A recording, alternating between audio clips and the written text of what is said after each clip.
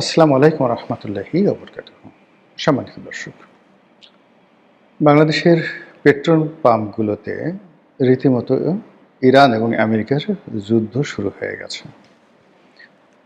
সরকারের পক্ষ থেকে নির্দেশনা জারি করা হয়েছে যে পেট্রোল, ডিজেল, অকটেন থেকে শুরু করে অন্যান্য যে সকল জ্বালানি রয়েছে, সেখানে সরকার যে রেশনিং করার চিন্তাভাবনা করছে, তার প্রাথমিক টেস্ট কেস হিসাবে পেট্রোল পাম্পগুলোতে বলা হয়েছে যে প্রতিটি মোটরসাইকেল একসঙ্গে মূলত ২ লিটার তেল নিতে পারবে। প্রাইভেট গাড়ি যেগুলো রয়েছে সেইগুলোতে ১০ লিটার তেল নিতে পারবে। তো এমনি আমাদের দেশের যে হুজুগে বাঙালি, আমেরিকার আগ্রাসন, ইরানের যুদ্ধ, হরমুজ প্রণালী বন্ধ, এগুলো নিয়ে বাংলাদেশে যে সকল সমস্যা হতে পারে, সে সকল সমস্যাকে আরও কয়েকশো গুণ বাড়িয়ে নিজের মাথায় সেই বোঝা চাপিয়ে বহু বাঙালি খাওয়া দাওয়া বন্ধ করে দিয়েছেন।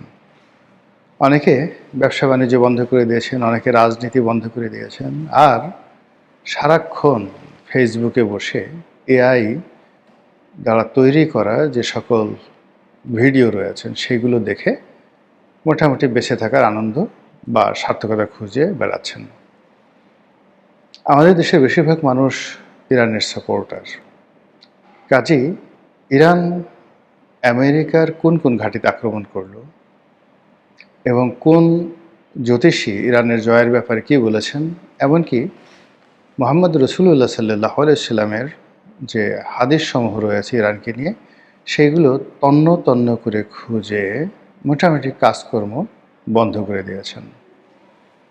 পবিত্র মাহে রমজান চলছে। করোনার পর থেকে আমাদের যে অর্থনৈতিক দৈন্যতা, এটি নিম্ন পর্যায়ে যেতে যেতে যেতে যেতে এখন একেবারে তলানিতে গিয়ে পৌঁছে গেছে। এই ১৮ কোটি মানুষ কিভাবে চলছে আমরা বলতে পারি না, কেবলই মাত্র আরশের মালিক মহান আল্লাহ রাব্বুল আলামিন তিনি বলতে পারেন। যখন করোনা শুরু হলো, পুরো দেশ টালমাটাল। কয়েক মাস কাজ নাই, কর্ম নাই, ফ্যাক্টরি, ব্যবসা বাণিজ্য, দোকানপাট সব বন্ধ। এমনকি সেলুনগুলো বন্ধ ছিল। ফলে কি করে যেন মানুষ সারভাইভ করে গেল। অদ্ভুত একটা ঘটনা। এরকম একটা ঘটনা ইউরোপে, আমেরিকাতে ঘটলে মানে সরকার দেউলিয়া হয়ে যেত। কিন্তু আমাদের দেশে কোনো রকম সাবসিডি ছাড়াই মানুষজনকে যেভাবে ঘরে বন্ধ করে রাখা হলো, এটা হয়নি পৃথিবীর অন্য কোনো দেশে। সেই রেশ কাটাতে না কাটাতেই শুরু হয়ে গেল ইউক্রেন যুদ্ধ। ইউক্রেনের সঙ্গে আমাদের অনেকগুলো ব্যবসা রয়েছে, বাণিজ্য রয়েছে, এবং ইউক্রেন জনিত কারণে ইউরোপ এবং আমেরিকার সঙ্গে আমাদের যে স্বাভাবিক যে সম্পর্কগুলো ছিল, সেখানেও নানা রকম কন্ডিশন চলে এলো। বাংলাদেশে যে রাশিয়ার প্রজেক্টগুলো চলছিল এবং রাশিয়ার যে বিনিয়োগগুলো আসছিল, সেটা ধপ করে বন্ধ হয়ে গেল। এমনকি রাশিয়ার যে জাহাজগুলো, যেগুলো রূপপুর পারমাণবিক বিদ্যুৎ কেন্দ্রের মালামাল নিয়ে বাংলাদেশে আসছিল, আমেরিকার নিষেধাজ্ঞার কারণে সেইগুলো বাংলাদেশে ভিড়তে পারল না, এমনকি ভারতেও ভিড়তে পারল না। ফলে কী হলো, এই রূপপুর পারমাণবিক বিদ্যুৎ কেন্দ্র এখনও পর্যন্ত শুরু করা যায়নি। অথচ ইউক্রেন যুদ্ধ যদি না হতো, এটা অনেক আগেই চালু হয়ে যেত। এবং ইতিমধ্যে রাশিয়ার সঙ্গে আমাদের যে দ্বিপাক্ষিক ব্যবসা বাণিজ্য শুরু হয়েছিল, সেক্ষেত্রে আমরা আমেরিকার একটি বিকল্প বাজার রাশিয়াতে খুঁজে পেতাম। কিন্তু নিয়তি আমাদেরকে কোথায় নিয়ে এলো। এরপর শেখ হাসিনার পতন হলো, এবং শেখ হাসিনার পতনের ১ বছর আগে আওয়ামী লীগের যারা দুর্বৃত্ত এতটা বার বেড়েছিল, তারা ধরাকে স্বরাজ্ঞান করতেন। ২০৪১ সন পর্যন্ত ক্ষমতায় থাকবেন, কোনোদিন মরবেন না। ২ হাতে রাষ্ট্রীয় অর্থ যেখানে যে যেভাবে পেরেছেন লোপাট করেছেন। দেশের মধ্যে কোটি কোটি করে টাকা ইঁদুরের মতো কেটে কেটে খরচ করেছেন, আর দেশের বাইরে সেই টাকা পাচার করেছেন। ফলে ব্যাংকগুলো ফোকলা হয়ে গেছে। তারপর যেভাবে শেখ হাসিনার পতন হলো, যেভাবে ডক্টর মোহাম্মদ ইউনূস এলেন, আর গত ১৭ মাস ধরে যে তাণ্ডব চলল অর্থনীতির উপর, সমাজের উপর, মানুষের মন মানসিকতার উপর যে মপতন্ত্র চালু হলো, তাতে অর্থনীতির যে মেরুদণ্ডের যতটুকু ছিল সেটুকু ভেঙে গেল। এখন নতুন সরকার যখন ক্ষমতায় এলো, ক্ষমতা আসার সঙ্গে সঙ্গেই ইরান এবং আমেরিকার যুদ্ধ শুরু হলো। যেদিন যুদ্ধ শুরু হলো সেদিন আমি বলেছিলাম যে এই যুদ্ধ যদি প্রলম্বিত হয়, শেখ হাসিনার যে পতন, সেই পতনের যে পরিণতি, তার চেয়ে ভয়াবহ পরিণতি আমাদের অর্থনীতিতে আসবে, আর তারেক জিয়ার জীবনকে দুর্বিষহ করে তুলবে। ঘটনা তাই হয়েছে। এখন আমাদের যে পেট্রোলিয়াম যে মজুদ রয়েছে, যেগুলো বলার দরকার ছিল না, সেগুলো একজন অতি উৎসাহী সরকারি কর্মকর্তা বলে দিয়েছেন যে আমাদের 13-14 দিনের পেট্রোলিয়াম মজুদ রয়েছে। সঙ্গে সঙ্গে হাহাকার, মানুষ যে যার মতো করে, যাদের জেনারেটর আছে তারা বড় বড় ড্রাম নিয়ে তেলের পাম্পগুলোতে ছুটা শুরু করলো। যাদের গাড়ি আছে, একটা দুটো গাড়ি, তারা মানে পেট্রোল পাম্পগুলো খালি হয়ে যাওয়ার জন্য যা যা করা দরকার বাঙালিরা হুজুকে একসঙ্গে শুরু করলো। আর এই অবস্থাতে সরকার নিষেধাজ্ঞা দিল যে রেশনিং করতে হবে। আর সেই রেশনিংয়ের পরে যারা ভুক্তভোগী তারা জানেন যে কী অবস্থা তৈরি হয়েছে ঢাকা শহরের। যেই যে এলাকাতে পেট্রোল পাম্প আছে সেই এলাকাতে গাড়ির লম্বা লাইন, এত লম্বা লাইন যে সেখানে রীতিমতো যানজট তৈরি হয়ে গেছে। আমি গত রাত 11টার সময় বের হয়েছিলাম একটি টেলিভিশন টক শোতে। পথের মাঝে যেগুলো দেখেছি, যেমন সেই প্রধানমন্ত্রীর কার্যালয়ের সামনে একটা ফিলিং স্টেশন আছে, ট্রাস্ট ফিলিং স্টেশন। এটার যে সিরিয়াল, এটার সিরিয়াল শুরু হয়ে গেছে বলতে গেলে সেই মহাখালীর মোড় থেকে ক্যাপ্টেন ওয়ার্ল্ড এসে যে আপনার মোড় নিল, ঠিক সেখান থেকে শুরু হয়ে গেছে। আমি ভেবে পাই না যদি কারো ঠিক একটা গাড়ি থাকে 3000 সিসির একটা গাড়ি, এমনকি 2000 সিসির একটা গাড়ি, সরকার নিয়ম করেছে 10 লিটার তেল। তো সে যদি বাসা থেকে যায় এবং ওখানে যে সিরিয়াল আমি দেখলাম সেই সিরিয়ালের মধ্যে সে দাঁড়িয়ে থাকে, ওখানে তো 10 লিটার 15 লিটার তেল ওখানে পুড়ে যাবে। কি হচ্ছে পেট্রোল পাম্পগুলোতে? মন্ত্রী প্রতিমন্ত্রী যারা আছেন তারা দৌড়দৌড়ি করছেন এবং পরিস্থিতি সামাল দেওয়া যাচ্ছে না। এটা গত রাতের ঘটনা। আজকে কি হয়েছে আমি জানি না, তবে বেশিরভাগ মানুষ দেখা গেল তাদের যে চলাচল সীমিত করে ফেলেছে। আর এই রোজার মাসে যদি চলাচল সীমিত হয়ে যায়, অর্থনীতি আরও সর্বনাশের দিকে যাবে। আজকের দিনে টাটকা খবর হলো যে হরমুজ প্রণালী খুলে দেওয়া হয়েছে।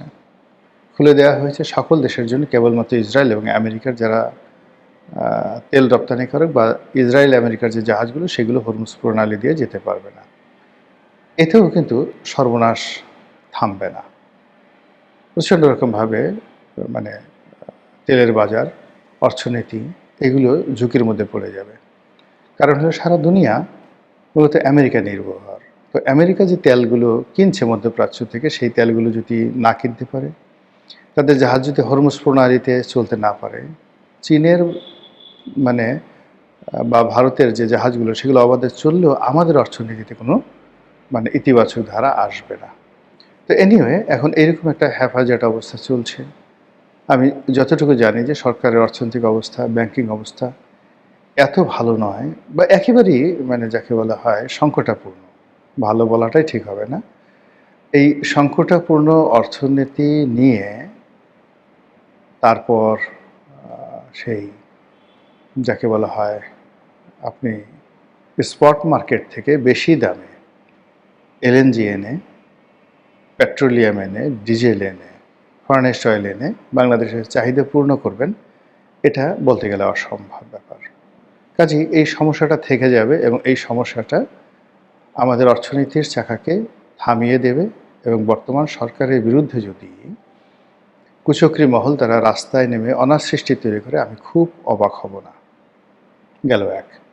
2 নম্বরে যেটা হলো যে এই ঈদের আগে আগে ব্যাংকগুলোতে প্রচণ্ড রকম ভিড় পড়বে।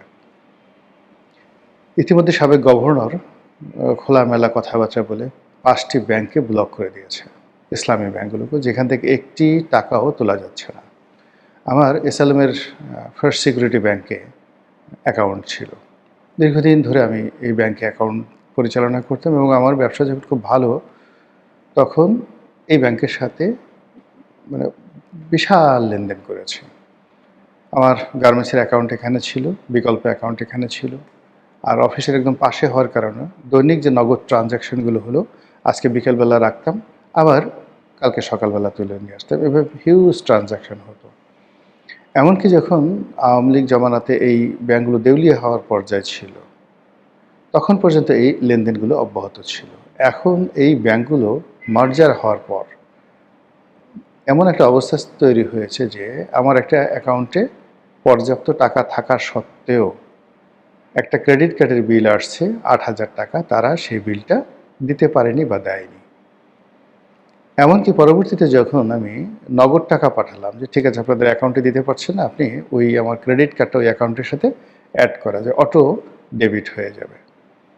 কিন্তু ব্যাংকের যে ম্যানেজার, তিনি এই নগদ টাকা তার ব্যাংকে জমা দিবেন, জমা দিয়ে আবার হেড অফিসের মাধ্যমে এই ৮,০০০ টাকা স্ট্যান্ডার্ড চার্টার্ড না, আমার ওই ব্যাংকটা ছিল আমেরিকান যে এক্সপ্রেস, সেই ক্রেডিট কার্ড, তো সিটি ব্যাংকে সেই টাকাটা যাবে এটা নিশ্চয়তা তিনি দিতে পারছিলেন না। তিনি বললেন যে স্যার আপনি মাফ করেন, দয়া করে আপনি সেই সিটি ব্যাংকের যে কোনো ব্রাঞ্চে জমা দেন। এই হলো ব্যাংকের অবস্থা। তো যে ব্যাংকগুলোর ব্যাপারে সাবেক গভর্নর নেতিবাচক কথা বলে গেছেন, সেগুলো ১২টা বেজে গেছে।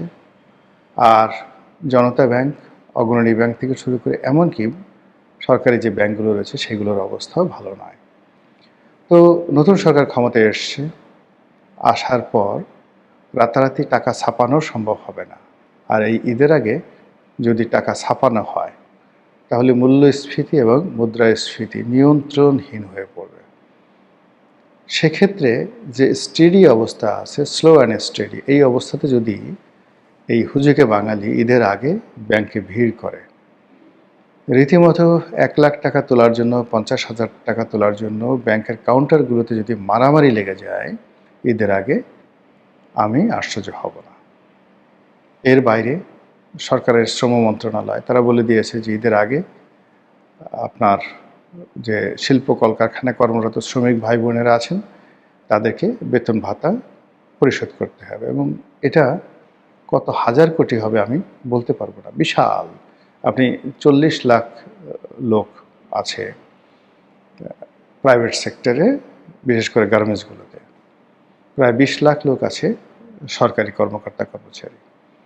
এদের এই ৬০ লাখ লোকের বেতন ভাতা সহ অন্যান্য যে সকল প্রায় ২.৫ কোটি লোক ক্ষুদ্র এবং মাঝারি ছোট ছোট দোকান, কুটির শিল্প এখানে কাজকর্ম করছেন, তাদের এই বেতন ভাতা ব্যাংকের মাধ্যমে ট্রানজ্যাকশন হতে কত লক্ষ কোটি টাকা প্রয়োজন নগদ, এটা ব্যাংকাররা বলতে পারবেন। এবং সেটা নিয়ে এখন সরকারের কতটা প্রস্তুতি আছে আমি বলতে পারবো না। ইতিমধ্যে নতুন গভর্নর আসছেন, তাকে নিয়ে নানা রকম চক্রান্ত চলছে, কূটতৎপরতা চলছে এবং তিনি যাতে ফেল করেন এবং তারেক জিয়ার যাতে বদনাম হয়, সেই জন্য গুপ্ত সংগঠনের যে সকল লোকজন আর্থিক সেক্টরে লুকিয়ে আছে নয়, আর্থিক সেক্টরটা নিয়ন্ত্রণ করছে। বাংলাদেশের ইসলামী ব্যাংকগুলো এখনও গুপ্ত সংগঠনের লোকজন নিয়ন্ত্রণ করছে। তো তারা যদি ঈদের আগে মোটামুটি একটা প্যাচ খেলে দেয়, তাহলে তারেক রহমান সাহেব কোথায় যাবেন, কি করবেন, কিভাবে সামাল দিবেন আমরা বলতে পারবো না। তার মালিক, আমাদের মালিক একমাত্র আল্লাহই হয়তো তাকে রক্ষা করতে পারেন। আসসালামু আলাইকুম ওয়া রাহমাতুল্লাহি ওয়া বারাকাতুহু।